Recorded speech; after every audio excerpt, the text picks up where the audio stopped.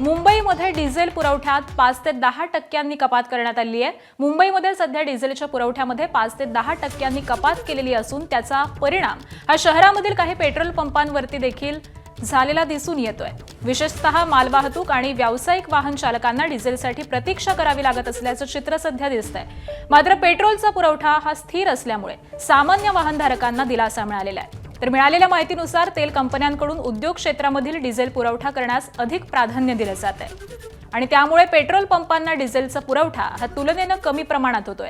गेल्या वर्षीच्या कोट्याच्या तुलनेमध्ये मुंबईत डिझेल पुरवठ्यात 5 ते 10% घट झाल्याचं सांगितलं जात आहे। यामुळे काही भागांमध्ये डिझेलचा साठा हा मर्यादित प्रमाणात उपलब्ध असून ट्रान्सपोर्ट क्षेत्रात चिंतेचं वातावरण आहे।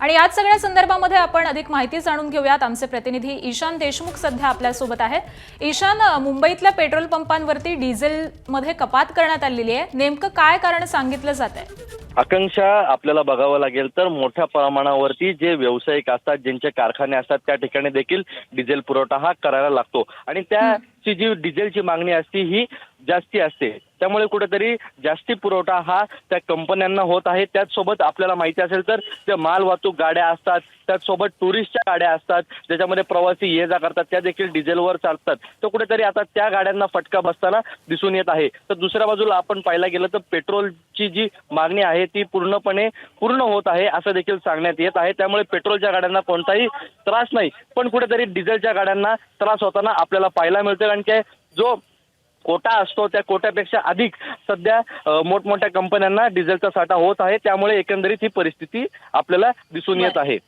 ठीक आहे, धन्यवाद ईशान या सगळ्या सविस्तर माहितीसाठी। एबीपी माझा, उघडा डोळे बघा नीट।